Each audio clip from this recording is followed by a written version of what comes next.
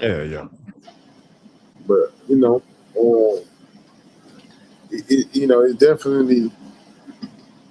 it's definitely time to start really fine combing the information like we've been doing and looking at a lot of the connections that we can clearly see, especially in the biblical ramifications and dealing with those writings and the people tied to those inscripts and scripts and scrolls across the Eastern world, uh, in the land they so-called Africa.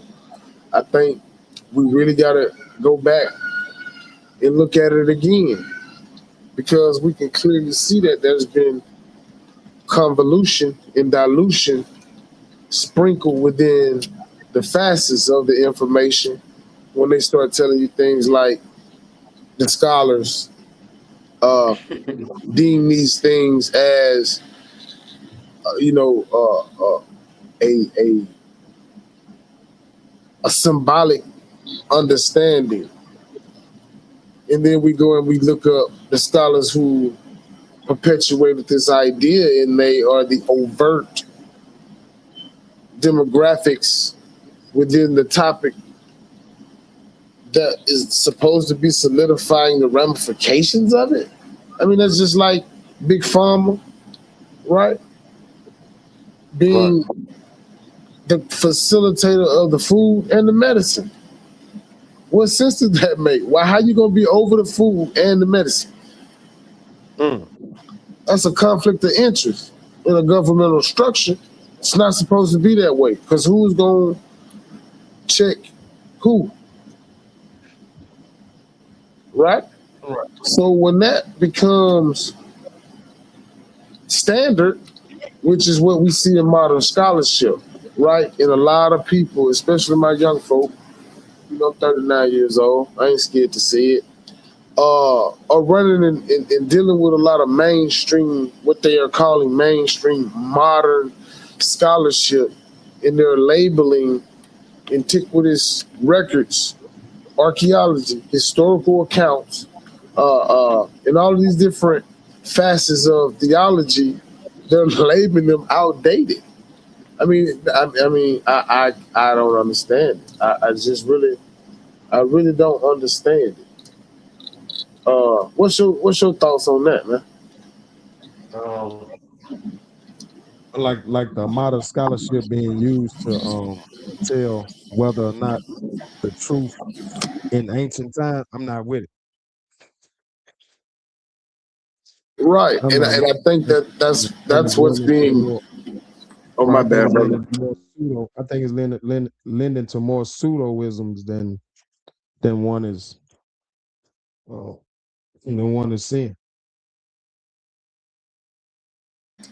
Absolutely, and I think it's also it's controlled chaos because if I'm able to tell you who you are, what you are, like we see in history from a specific demographic of people to another, um, in reclassification, gentrification, etc. And we're not just talking about in modern times.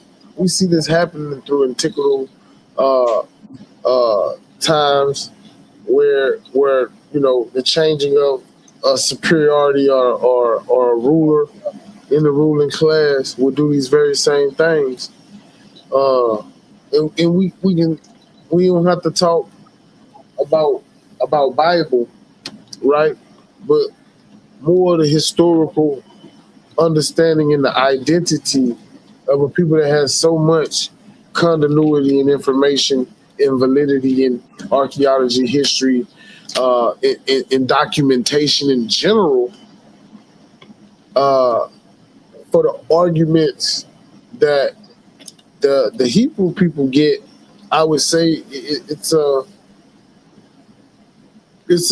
overboard thing, and what I mean by that is I think that not enough people are trying to figure out what these people, who these people really are, where they come from, and who they belong to today. Even the people that classify themselves as Hebrew Israelites, including myself, I say this because I really did have to go if you know, comb through this stuff to get a true understanding about what has been done and how to correct the issues with it, because modern scholarship is doing things like telling us African science is not, you know, it's outdated. You know what I'm saying? When we see doctors that used to perform, and we can apply this to big pharma today, that was practicing medicines, herbals, and roots for curing and healing.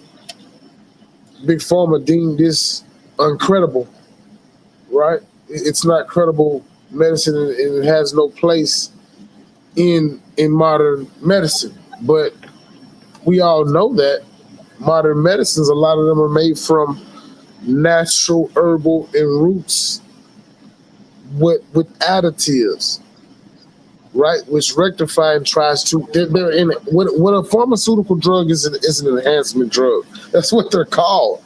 So they're taking the nature and enhancing it with all these different poisons and calling it medicine. You know, so if we understand that on that micro level, but on a broad scale, what does that say about the fortitude or the historicity that has been perpetuated, and we can clearly see tainted and distorted and tangled up like a pot of spaghetti? You know what I'm saying? One would only have to start to comb out the spaghetti strands. It's the only way. Right. Yeah. So I feel like Then in with all doing these that, name changes, one name going to the next name, um, hey, I feel like that's one of the first clues that something's going on when they telling you that this man name is going to another name, and now his situation that was the situation prior, it is done change when it goes to another name. I don't know, it's something going on. so you saying when Abram turns to Abraham, when Jacob turns to Israel, things of that nature. Yes, sir. Something going on. I can't put my Mm, finger on it, but yeah, that's what I'm investigating. mm. Now I've been looking into that myself, man. I would have to agree, and I think we have enough information to start to unravel and solidify that the people who we know as people that don't belong uh, was able to write themselves into the history of this information by changing a Jacob to a Israel, Mm-hmm. by turning a Abram into Abraham, the father of many nations.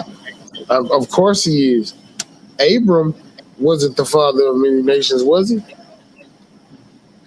No, Abram's name meant the high father or the Mm, exalted father. mm. So So absolutely. Abram went from high father to Abraham, the father of many nations. Right. See? So these names that they're changing are carrying different meanings. So it's almost safe to say that they're changing the authenticity that was spoken in the original uh, linguistics completely, right? This would give it That a seemed to whole be new what's going feel. Right. So how does one deal with that as a student or one trying to understand what's going on? on. Got to do more investigation, my brother. Got to go back to the, I guess, the name that they trying to change. Right. So for an example, when they say Abraham was in Ur. Um, when we look at the scholars' consensus and where a lot of history aims, we see that the people that he comes from a different place than that location that is prescribed Abraham coming from. You know what I'm saying? Right. Versus where Abram would have been coming from. We can see Abram all throughout different time periods in the sense of the acclamation of Abram in the meaning of his name. Now tying that to the historicity of Abram, we can see him moving all throughout the Levant, all throughout Mesopotamia, southern Mesopotamia, in history. But this Abraham figure is harder to walk down. Wouldn't you agree? It's harder to find an Abraham in the people are solidified because they have a history documented. So how do we begin to put together a nomadic people group outside of documentation from others that were more savvy in that? But I think that's one of those undertones. Now, how you feel about that? They weren't writing like that. I think that's an undertone to make you not, or make you believe that there's no information on that. Right. These name changes are actually going to cover up the original. Right, Abram is the original, but here come Abraham. Abram knew right. the father, but here come Abraham. He never knew his name. Now Abraham is with Al Shaddai, and now Wow. Abraham is beating Melchizedek, Right, getting offered the bread and the wine. So all these different right. twists on the name, it messes with the story, and we actually start to buy into these name changes. Jacob Right. did, Sarah to Sarai. Um, there's plenty more though. Facts.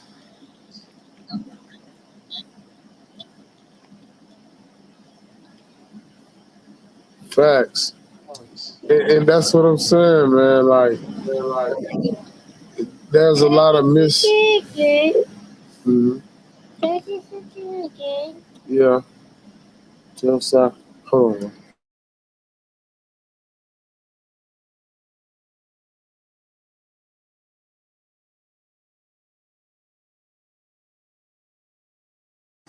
But yeah, it's definitely something going on when it comes down to how the text will say one thing and then it'll turn around and contradict itself.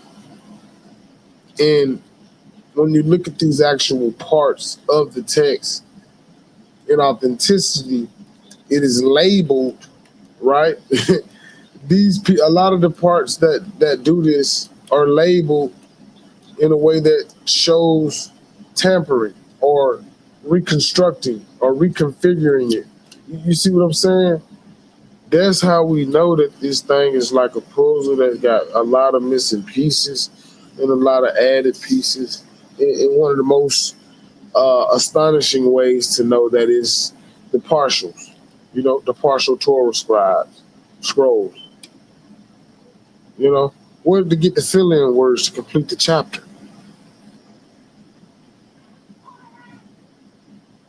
Mm. Huh?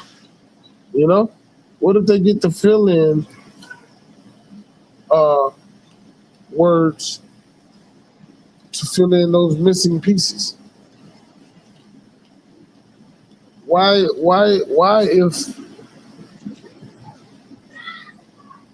if those people who were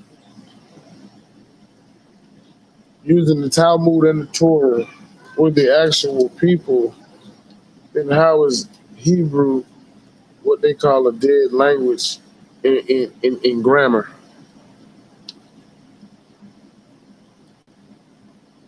Mm. There's It's a lot of definitely issues. not a dead Go ahead. language. I said it's Huh? definitely not a dead language. Exactly, but I they think recognize it as such. that's used to deter people from actually researching the actual what we call the Hebrew language. It's sort of like labeling something the book of the dead or something. It sort of scares people away when you start to use terms like a dead language or anything associated with dead. Right. And that's what we're seeing, man. A lot of coming. What do you think about the apostolic church fathers? The Apostolic Church Father. Uh, Yeah. yeah. That's that Catholic uh Second Temple Reconstruction, going into that Catholic doctrine and perpetuation of the church, where where you get your Pope and what we see today, Right. marveling Mm-hmm. as the hegemony of Christianity. Uh, Right. Yeah. They you, set you, up you the know, church. right, in how the criticism of the text and how that played, especially in the newer writings. Uh, I think a lot of what they would call the Old Testament, Torah and the Tanakh, mainly the Tanakh with the prophets. They did a lot of playing with the prophets. We can see that in books like Daniel, where they did a lot of rewriting and adding to. We can see it all through there.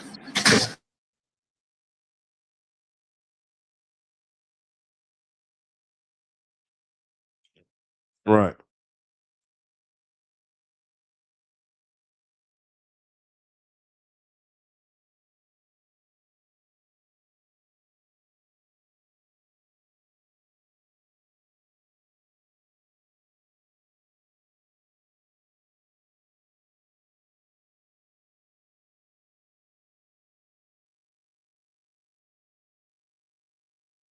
Name change, story change. Nine ain't the same. Now some 11 people are struggling to substantiate who they are through this Abraham.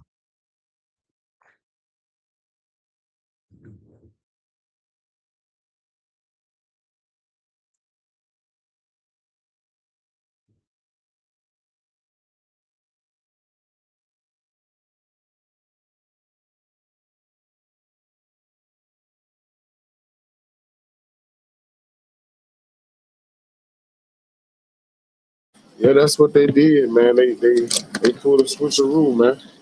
Real talk. Mm.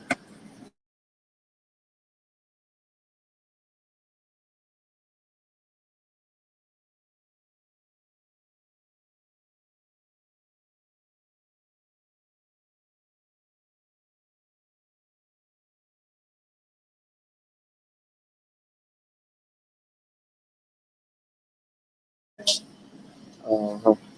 But yeah, though, oh, I think we see a lot of this. Like for example, a lot of people have the understanding that even the Levantine area, bro. You honestly think that even that region, it's possible, but you know what's so crazy?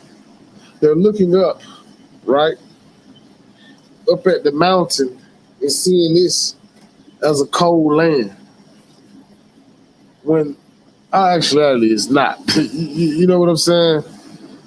Is it cooler over there? Absolutely. But out of the ice up in the mountain. Right. We So got some this is mountains over. more, yeah, they got the mountains, man. But oh no, I don't think it was. I think it was way more melanated than what a lot of people in mainstream scholarship like to lead on. You know what I'm saying? I don't think it's not as melanated as they try to portray it to be. Uh, I think it's a little something darker behind uh, that detail too as well. I think it's covering up the fact that this is me, the Hebrew people, and the Commissions or the people of Kemet. They're the same people, man. To a large distinction of ancestry. Well, I don't hear too much about being the shepherd, being part of the shepherd class, sheep herders. In history, right? This was documented, right? That's a great point, brother. And like, so let's talk about that for a little bit, because is it not known throughout antiquity movement that these people that were herders of sheep and cattle and things of that nature was documented? Right, yes, sir. Did those people have a name? I ain't gonna say per se they may have had a name, but then again, the Hyksos could be one of the names of like the sheep herders or the shepherd class. I'm gonna have to go do some more research on that. Wouldn't it apply to the term Habaru or Habaru as well? Now, from what Black scholarship is stating, that Habaru, this is where the word Hebrew comes from. Isn't that something? But when you say Black scholarship, you're saying this is not mainstream scholarship. You're not gonna hear this at your local library, but you would have to go to one of them big boy libraries and do your. Right. Do you have any sources to throw out there for anybody that might be wondering who these Black scholars are that you're speaking on? Well, you can find this in the book of The Black Man of the Nile and His Family by Dr. Ben. Yeah, I've definitely delved into that book right there. And that's a very, very powerful piece of work that does not, in my opinion, and I think a lot of others, you may agree with this as well, does not get the credit for the work that he's put in and puts into a class system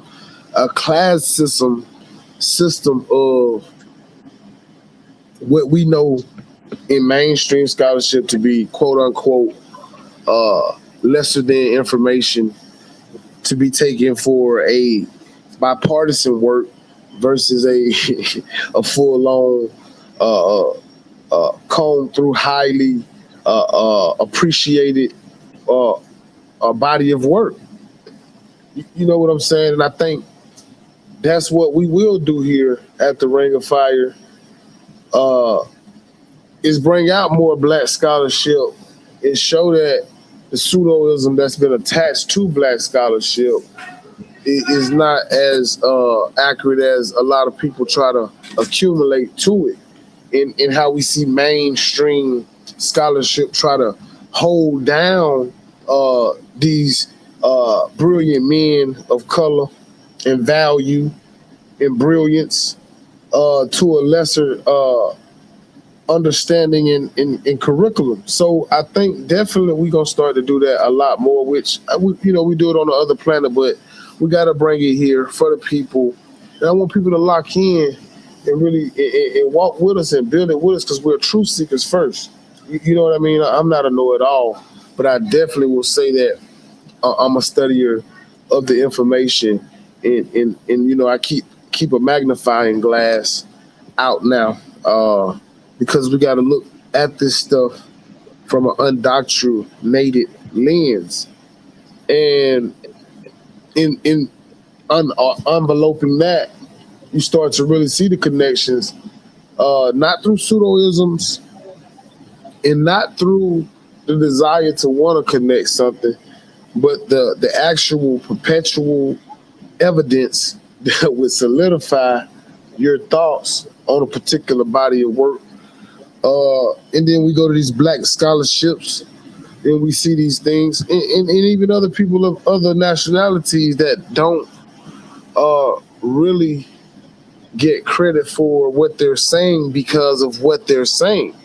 You know, I think that we definitely have to present things that actually are not getting challenged on a broader scale and start to challenge these things, because here is where I feel like what we've done here at the Ring of Fire start to shed light on these things, like these shepherds and these herds and people that are associated with these things outside of mainstream scholarship. Because yeah, they talk about it. They do speak on these things, but it's often diluted with diversions of his story, another person's acclamation to what this represented that don't look like the people that it's speaking of.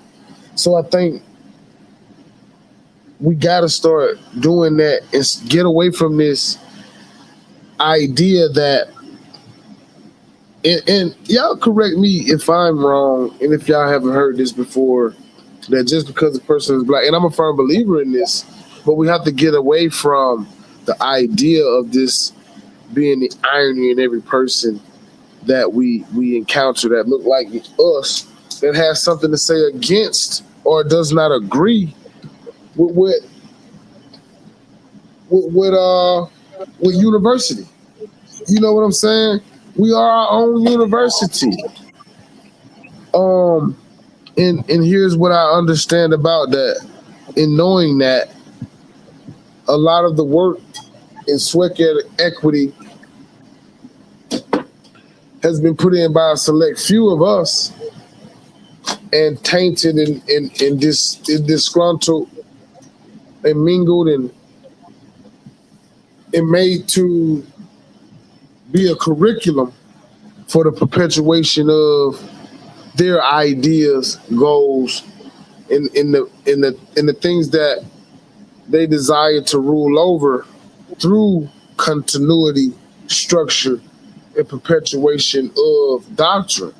So when we start to see these things again envelop throughout history pertaining to multiple facets of these different people that we see in the ruling class today under a different epithet. And I think a lot of people overlook that as well. Chosen, welcome. Welcome. How you doing? Shalom, sister.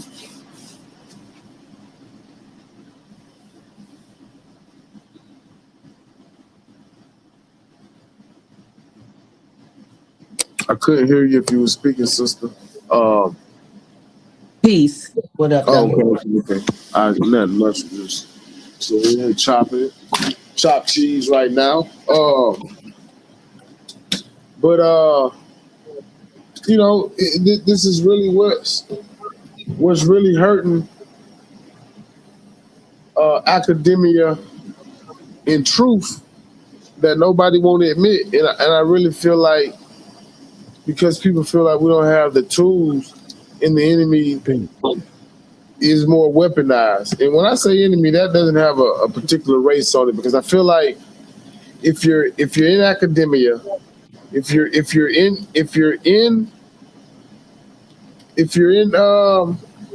institution, right, then you should be utilizing that opportunity to speak truth.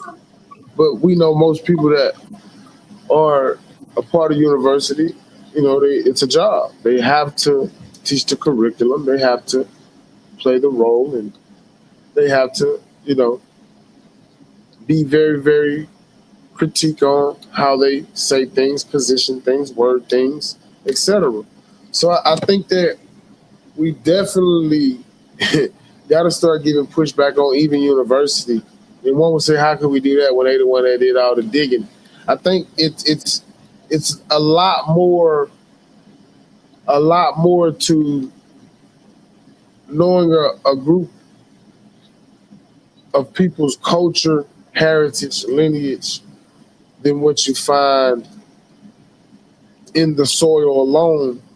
But I think it is very important. But I don't want it to be the case in point where you're able to overshadow the overall picture of what is found because it's being shaped that way. That's the difference. Because what we can see clearly is there was a special group of people maneuvering within that world that are still connected to this one because of the monumental marks that we see all throughout the world that these particular people built, no matter how you try to shape that. They built two worlds ancestrally. And what's so weird and crazy is, you know, African Americans here in the States are labeled lazy and all this crap. But I would ask, and I'm just using this, it's not about the racial construct, it's about socialization and how governmental structure it operates. So I'm definitely in my means within the bounds of the conversation to say what I'm about to say, but for them to have that opinion, why would you take a people and keep them into subjugation for 400 years plus? You know, That's wouldn't that be, yeah, wouldn't that be tired? Wouldn't they be tired instead of lazy? But these are the epithets that the people that run our own government, and I hate to say our, and you know, you can call me what you want, but I'm gonna be very blunt because we're on a public stage, and I don't get on these stages to be emotional about it. I just want to speak the truth on the matter. So when we see our own government, the people that say we are citizens of this nation, they don't take what I just said into consideration in protecting the vernacular of the African American man, woman, and child in sanction, right? In law, in statute, in any way, shape, form, or fashion. So that should tell you something right there. Like that should let you know something right there. That the perpetuation of the information in the education system is not going to be for you, right? We see that with defunding and depopulating and all this de-escalating of everything that the community is connected to that could help them reconnect with who they are, and they won't be this what we call lost sheep. I feel like religion plays a hand with politics, although they say they separated church and state, when we know in every society on the face of the planet, it has always been. It has never not been separate. But when you go in the courtroom, they tell you to do what? Raise your right hand and do what? Put your hand on what? So again, it's not separated if the church is in the court and you have to be sworn in through the church. So again, I mean,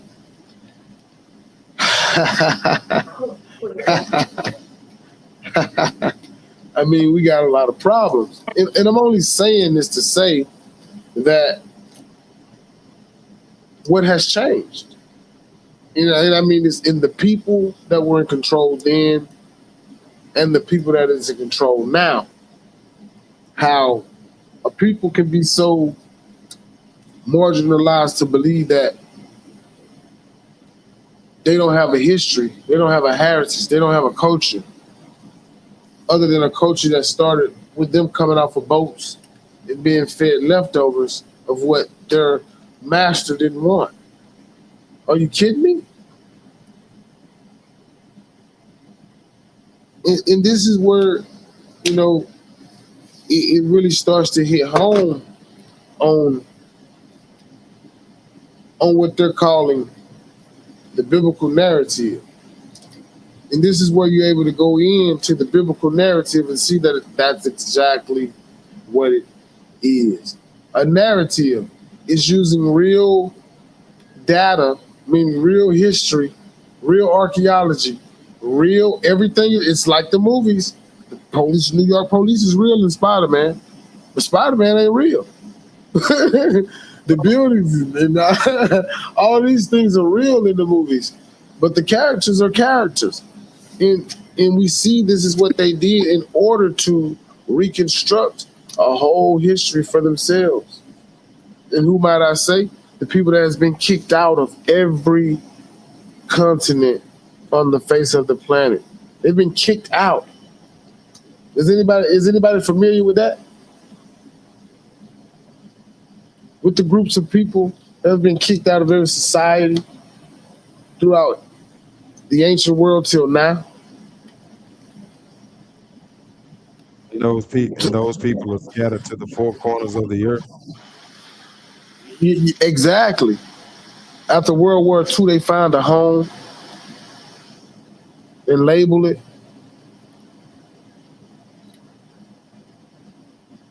They found a homeland. How much history have people done on the events that led up to and where these people that occupy this land were prior to them becoming a state, a nation? You see? Where were they? Were they there? Truthfully? Because remember, when World War II was going on, it was a world war. So things were shifting over there as well, just like things were shifting over here. You see? People were getting run out of their spaces. People would get power was being transferred. A lot of chaos. This was a world war. We forget this. So if they had a Reconstruction era here, do you think they had one over there?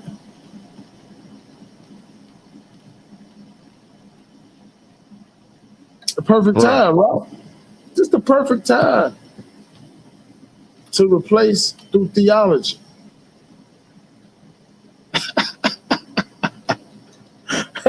We're the scholars. We the scholars. Not to mention hide it all in the Word of God. There you go. Yeah. Because in the Word of God, it tells you that their parents are certain people, and then they turn around in that same Word of God to tell those descendants to hate their people. That the God that they serve is going to kill those people, unalive those people. It's something very troubling. It's something very troubling. I don't doubt the Hebrew people exist under a slightly different name. You know what I'm saying? I consider myself as such, but I'm no longer gonna go under this umbrella, hand in hand with the people who I know for a fact ain't me. And this is not an attack to say people can't be what they want to be. I guess that's the same, because I know in America you can. I don't know about over there in that sense. But I know for a fact that history and what it shows is something totally different than what mainstream